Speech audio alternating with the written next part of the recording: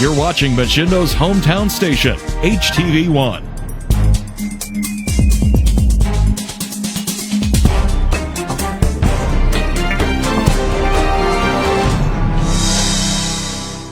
Hello everybody, it's Brett Boyd from the Market House. At Market House, we're doing everything we possibly can to keep your shopping experience safe. And also don't forget our text shopping service. From 7 until 7 every day, you can text us your order at 517-234-2020, and the Market House team is here to help you. Let's be safe, let's shop safe, and come see us at the Market House, Hillsdale and Hudson. Tired of having everyone know you're coming before you arrive because of your exhaust? If so, then it's time to call the experts at RS Custom Exhaust in Hillsdale. RS Custom Exhaust has all the tools and parts to make your vehicle quiet again. And for you sports car enthusiasts, if you're looking for the roar to be the king of the roads, RS Custom Exhaust can help you too. With free estimates and first-class service, RS Custom Exhaust has your vehicle covered. So stop and see them today, located at 1461 Vera Drive in Hillsdale. From Mashindo's news leader, this is HTV1 News at 8:30. Montpelier Police need your help finding a teenage mother and her infant son. Good evening, Mashindo. I'm Scott Pienta. Well, take a look at your screen. This is 14-year-old Niera Crump. Now, she was last seen Sunday night at her home on West Court Street, but she was missing this morning. Now, also missing is and believed to be with her is her 2-month-old son. Naira is a 5'6" black female with black hair and brown eyes. Now, she may be wearing the same black hat and white jacket, but it's unclear what her other clothing may be. Now, her son is a black male also with black hair and brown eyes. Now, it's not known where they may have gone or when they went missing. If you have any information, you're asked to call the Montpelier Police Department at 419-485-3121. The Branch County Hillsdale St. Joseph Community Health Agency has updated the coronavirus case numbers in their area. As of 3 o'clock this afternoon, Hillsdale County is up to 13 confirmed positive, while Branch County remains at 8. All inmates at Lakeland Correctional Facility. WLEN says the count in Lenawee County held steady at 15 since Sunday afternoon. At last check, Fulton County remains at 2 confirmed cases and Steuben County has 1. Williams County is still yet to report any confirmed cases of COVID-19. Coldwater Mayor Thomas Kramer says he believes his city is poised to come out of the crisis on solid footing. The mayor published an open letter on the city's website today saying the city is taking steps to protect the safety and welfare of its citizens. And while some services are limited, essential operations continue and employees are working from home when possible. Kramer says the city is in a solid economic condition with a diverse economy, and the core employers should enable Coldwater to recover quicker and more completely than communities that rely on a single or dominant employer. He credits that diversity to the ability of politicians at city, township, and county level to put aside their differences and work together. Kramer says that while it may be easy and sometimes accurate to point fingers at government ineptitude and the self-serving motivations of politicians, there are individuals who spend their time trying to make the community a better place, especially at the local level. He says in times like those people should be recognized and thanked for the jobs that they do. And he particularly thanked the city's emergency services and the essential employees for their service during this pandemic. Meanwhile, the dates for reopening some of the Coldwater's facilities have been pushed back as a result of Trump administration's extension of the social distancing guidelines. WTBB says City Hall, the Public Safety Building, and the Brown Recreational Center will now open on Friday, May 1st, unless the date needs to be pushed back again. The city offices and the Board of Public Utility offices in the municipal building have been closed since March 17th, but they remain fully operational.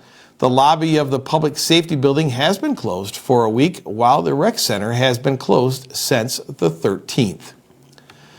Coldwater is also making moves to hold city council meetings by remote.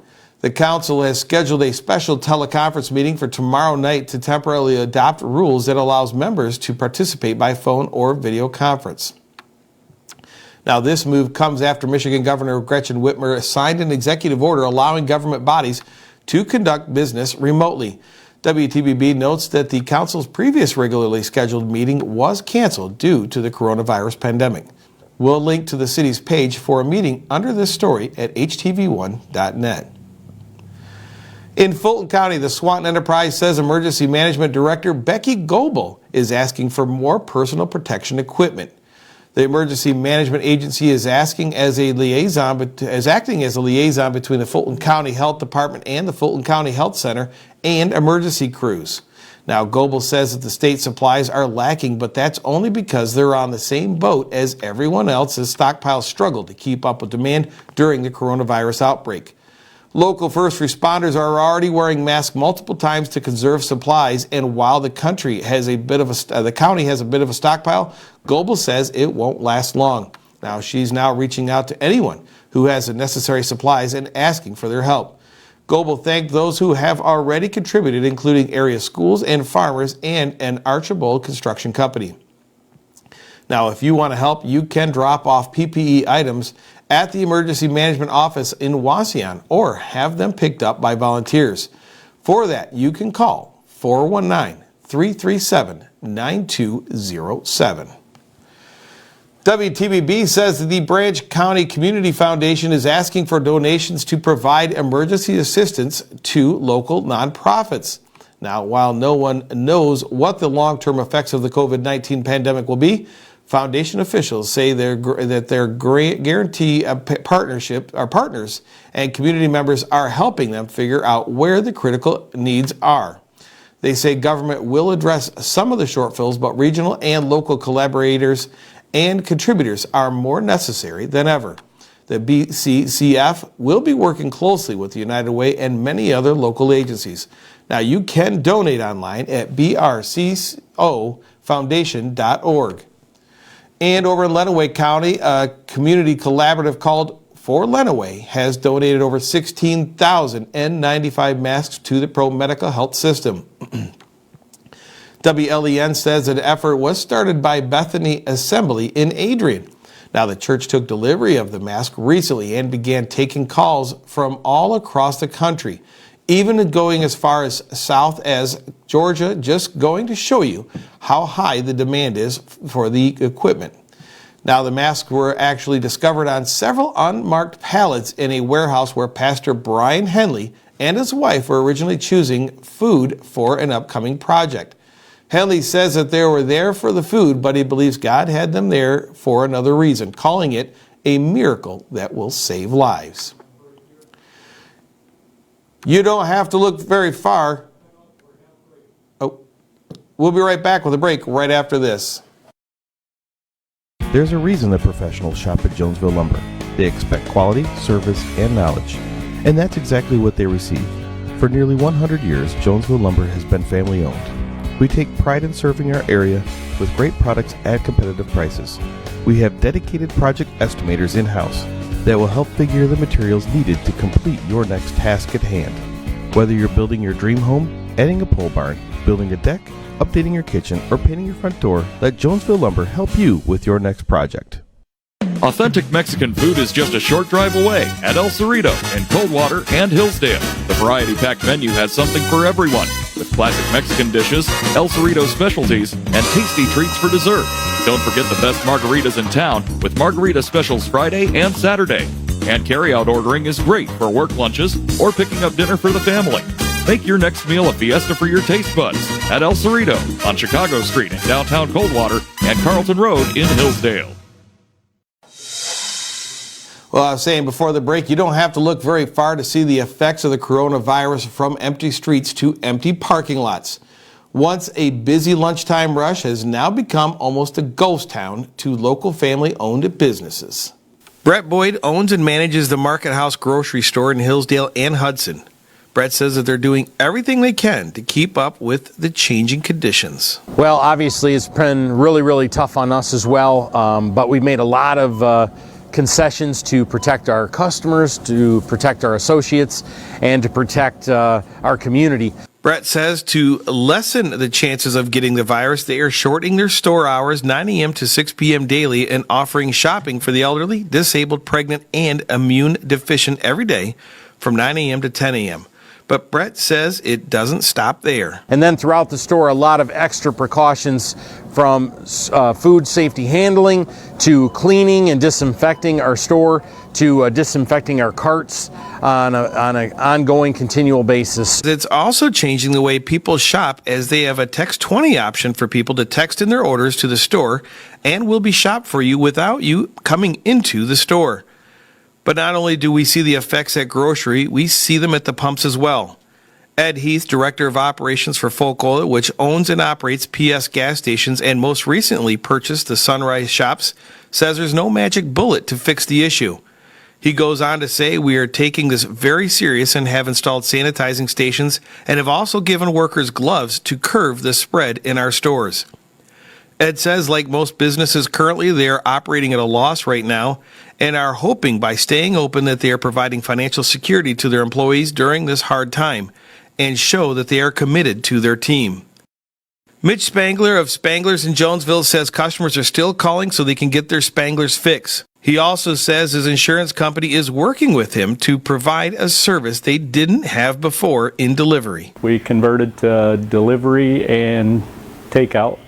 The insurance companies gave us blanket delivery coverage, which was nice of them. They're helping small businesses out, so we didn't have to pay for extra insurance. And we've been able to deliver. Our delivery radius is 10 miles, but we'll stretch that a bit if people want food.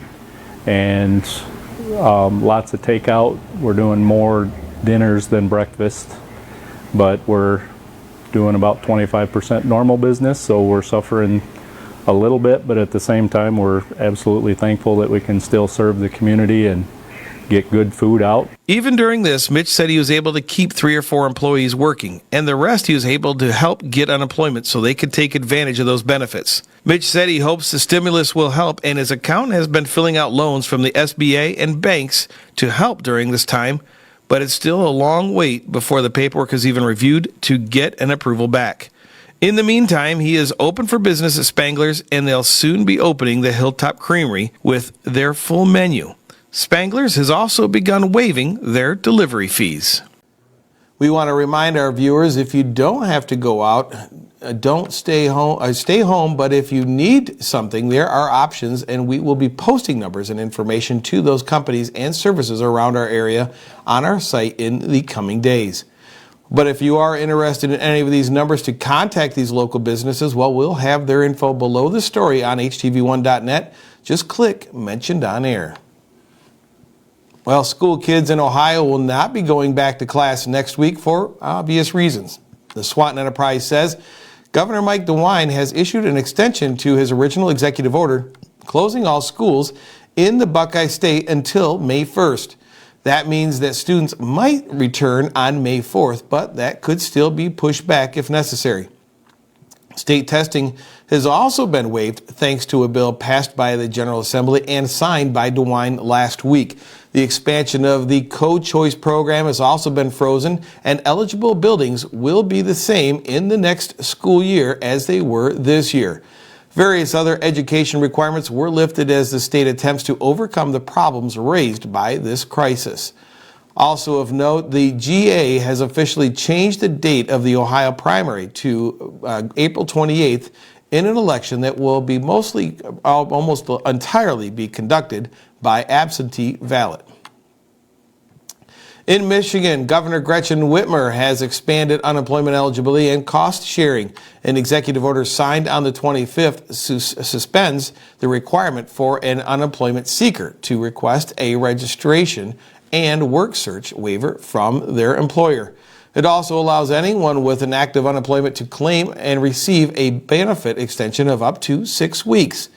And cost sharing with employers has also been expanded. Any benefit paid to a claimant that is laid off or placed on leave will not be charged to the employer's accounts, but will be pooled and assumed by the non-chargeable benefits component. And in what may be a thawing of sorts between the governor and President Trump, the White House today authorized the use of up to 3,000 Michigan Army and Air National Guard members for humanitarian missions in the Great Lakes state. Now, that will include helping to run mobile screening facilities, distributing food and medical supplies, shoring up supply lines, disinfecting public spaces, and supporting public safety when necessary. Trump and Whitmer had been a bit of a feud recently, and the governor accused the president of holding up aid to the state because of a perceived personal dislike of her. Trump had not admitted to that, but he did acknowledge in a recent press conference that he directed Vice President Mike Pence not to call Whitmer in a recent coronavirus-related outreach. The Bryan Times says a reading man is still facing 5 charges despite 1 count being dropped in the murder case against him. Ryan Dangerfield is accused of killing Dylan Bible in a hotel in Bryan back in June. A charge of felony engaging in a pattern of corrupt activity was dropped from his September indictment, and it was dismissed with prejudice, meaning it can't be brought against him again. Social media posts appeared to show connections between Dangerfield and the American Outlaw Association, which is a rival gang to Hell's Angels. No reason was given for the dismissal of that charge. Dangerfield still faces 2 alternative counts of murder, 1 purposeful and 1 unattended as a result of a violent action. He also faces 2 alternative counts of felonious assault, 1 knowingly causing physical harm and the other knowingly causing or attempting to cause harm with a dangerous weapon. The 5th charge is carrying a concealed weapon. If convicted, he faces up to life in prison. We'll be right back to some more HTV1 news right after this. The Saucy Dogs is the name and barbecue is the game. Come on down for a good time and some great food. At Saucy Dogs, try our barbecue nachos or our tasty ribs. We'll have you howling for more. Saucy Dogs, downtown Jonesville. Does your vehicle sound like a tractor putting down the road? Then you need to see the experts at RS Custom Exhaust in Hillsdale. They will give you a free estimate along with first-class customer service. They custom make any exhaust needed for your vehicle. Stop and see them today, located at 1461 Vera Drive in Hillsdale. Hello, everybody. It's Brett Boyd from the Market House. At Market House, we're doing everything we possibly can to keep your shopping experience safe. And also, don't forget our text shopping service. From 7 until 7 every day, you can text us your order at 517-234-2020, and the Market House team is here to help you. Let's be safe, let's shop safe, and come see us at the Market House, Hillsdale and Hudson. Well, restriction of movement is one of the few tools society has to slow the spread of coronavirus. That means travel bans between countries and checkpoints between states. Now, it also means staying home or keeping 6 feet apart at the supermarket. CNN's Nick Watt has the latest on efforts to stop the virus from killing people. A life lost in Brooklyn, one of thousands now across this country. I'd like to avoid it, but I wouldn't be surprised if we saw 100,000 deaths. Today, a Navy hospital ship docked in New York City. The last time this great hospital ship was in New York was in the wake of 9/11. A field hospital now in Central Park, and fines for those who refuse to social distance. The fines are in the range of $250 to $500. That'll obviously be a violation, a summons that would be provided. I don't want to see that happen. What you see us going through here, you will see happening all across this country. There is no American who is immune to this virus. The federal social distancing guidelines the president had hoped to ease just extended another month. We argued strongly with the president that he not withdraw those guidelines after 15 days, but that he extend them. And he did listen. State-to-state travel restrictions also spreading. Rhode Island now ordering all visitors to self-quarantine. They were just stopping cars with New York plates, and New York State threatened to sue. From noon today, anyone traveling to Texas from these states and cities must self-quarantine 14 days. Hotspots in all those places. And now it's time, we're told, for more rural areas to brace themselves. If the metros and the rural areas don't take care now, by the time you see it, it has penetrated your community pretty significantly. Louisiana today reporting 485 new cases and 34 deaths. Still, hundreds reportedly attended this church Sunday. The church is the most essential thing in all the world. Doctors from the front line begging us all to stay home. You can think of it as your lungs being filled with fluid, like you're drowning. And once you get to that point where you're drowning, you need a ventilator to stay alive, and we're running out of that equipment for people. The one that's beeping in the background is a young patient who was presumably healthy before they came in. This is not something that's isolated to the old. Well, Dr. Fauci said at a press briefing Monday that the novel coronavirus is likely to come back in the fall. But he said the U.S. would be better prepared to handle it then. A group of Amazon employees walked out of a New York warehouse today. Now, it was part of a planned protest at the retail giant's facility on Staten Island. Workers there say there has been a confirmed case of COVID-19 at the warehouse. They also allege Amazon isn't admitting that several other employees have tested positive. They want the facility temporarily closed and sanitized, and they want to be paid while that happens. One protesting worker says the lack of information from Amazon is troubling. We just feel unsafe. As far as we can see, there's been so far 8 confirmed positive diagnoses of the coronavirus, and we have minimum or even not enough a notification by Amazon telling us who was exposed to what and when. Now, Amazon started checking the temperature of everyone entering the facility on Sunday. The company says an employee who feels unsafe can take unpaid leave through the end of April without fear of losing their job.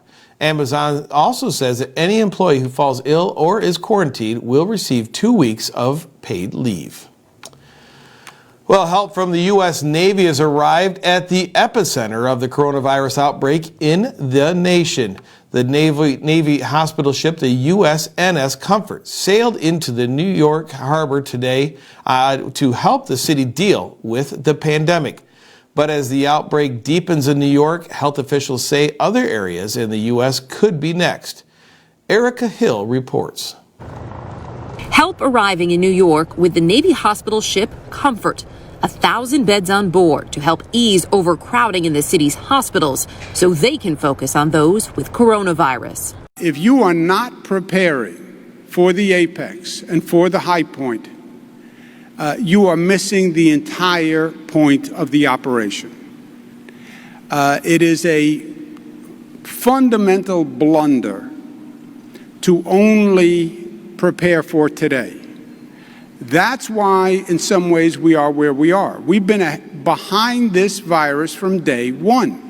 As other states look to the epicenter for lessons in what's to come, Rhode Island telling all out-of-state travelers they must self-quarantine for 14 days, going door to door in coastal communities, setting up checkpoints, monitoring train travel to spread the word. If we see vehicles in driveways with no plates on them, we are going to knock on the door. Texas and West Virginia mandating self-quarantine for anyone arriving from several states, including New York, New Jersey, Connecticut, and Louisiana. Hotspots in Chicago and Detroit also seeing their needs spike. Michigan's governor calling on states to work together to gather critical supplies for those on the front lines. I think that the most important thing that we all need to remember is the enemy is COVID-19, and it is not discriminating against party, it is not discriminating against state, it is ravaging our country. New York's governor echoing that sentiment and pleading with healthcare workers to also join in. If you don't have a healthcare crisis in your community, please come help us in New York now. We need relief. We need relief for nurses who are working 12-hour shifts, one after the other, and we will return the favor. As communities brace for the virus, the nation's top infectious disease specialist is warning this is no time to lose focus. There are a number of areas in the country that have relatively few cases. Those are the ones that are vulnerable and dangerous. To keep those areas from sparking, more stay-at-home orders are being added across the country. One of the latest in Maryland, on the outskirts of the nation's capital. Officials vowing to crack down on anyone violating the orders. We've got a pastor here outside of Baton Rouge driving around picking up people to go to church. You're going to have to start enforcing it because they're going to spread it to other people, and we're not going to get on top of this until everybody listens to the order. Well, President Trump gave a White House coronavirus briefing today on the White House lawn and says the U.S. federal stockpile of ventilators are starting to get shipped to the states that need them most. We also have kept in reserve, we have almost 10,000 ventilators in our line. We have them, we've held back just because we did the stockpile. We didn't want to give them because we don't know where the emergency, it hits like so fast, it comes so quickly. And we have 10,000. We're probably going to send some of them now. We've been sending a lot to Michigan and various other states. We'll probably send some additional ones to Michigan. New York's been doing very well, but we can add some more to New York. Well, with COVID-19 cases surging across the country, parents are fighting to make sure their kids are protected. Daryl Forges breaks down what a parent needs to know to help your kids in the fight against the virus. Over the weekend, a baby in Chicago who tested positive for coronavirus died. Now, it's important to note that an investigation is underway to determine the official cause of the child's death. But for parents, having their child catch even a mild case is too close for comfort. Children are catching the virus, but as of now, older people and those who are immunocompromised are at higher risk of getting seriously ill. Still, according to the CDC, when it comes to detecting the virus, it's important to remember that the symptoms are the same for children as adults, like cold-like symptoms, runny nose, fever, and a dry cough. And the CDC says adults make up the majority of COVID-19 cases to date. But here's what you need to know about protecting your children against the virus. Now look, we've said this over and over again and can't stress it enough. Wash your hands, sanitize, clean and disinfect high-touch areas and household common areas like your tables, chairs, doorknobs, remotes, handles. Clean washable plush items like teddy bears. The CDC also says if your child is healthy, there's no need for them to wear a face mask. The masks are for people with symptoms of illnesses or for people providing care to the sick. For health officials, the biggest concern is children passing the virus to people who are more susceptible, like older family members. Still, they stress it's important to follow CDC guidelines for social distancing for people of all ages. I'm Daryl Forges reporting. Well, when we come back from break, you're going to notice one thing missing from grocery stores outside besides the cars. It's Girl Scouts, and we'll talk more about that when we come back right after this. El Cerrito's variety-packed menu has something for everyone. With generous servings and lots of flavor, you'll think of it as a fiesta for your taste buds. Dine in or carry out at El Cerrito on Chicago Street in downtown Coldwater and Carlton Road in Hillsdale. There's a reason that professionals shop at Jonesville Lumber. They expect quality, service, and knowledge. And that's exactly what they receive. For nearly 100 years, Jonesville Lumber has been family-owned. We take pride in serving our area with great products at competitive prices. We have dedicated project estimators in-house that will help figure the materials needed to complete your next task at hand. Whether you're building your dream home, adding a pole barn, building a deck, updating your kitchen, or painting your front door, let Jonesville Lumber help you with your next project.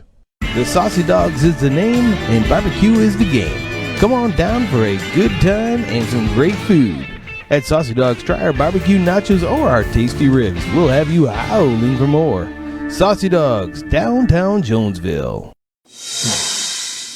Well, the Girl Scouts have evolved a lot in more than a century of existence. Now, the organization is adopting into a world of social distancing in the era of COVID-19. Still want those Thin Mints and Samoas? Well, even while you're staying at home, well, the Girl Scouts have you covered with online cookie sales. That's right, the sweets will be delivered to your door, and the proceeds will help your local troop. And if the kids in your home are getting the kind of cabin fever that doesn't involve camping, well, Girl Scouts at Home offers self-guided activities kids can access online. It's all for families, not just the Scouts. Girl Scouts of the USA will even help you send cheer to others during the pandemic. Just opt for donating your cookies when you order online. Well, those are the top stories tonight. We'll see you back here tomorrow for HTV1 News at noon. Don't forget, you can find more news on our live streams at 24/7 at htv1.net. For all of us here at HTV1, I'm Scott Pienta, and have a good night, everyone.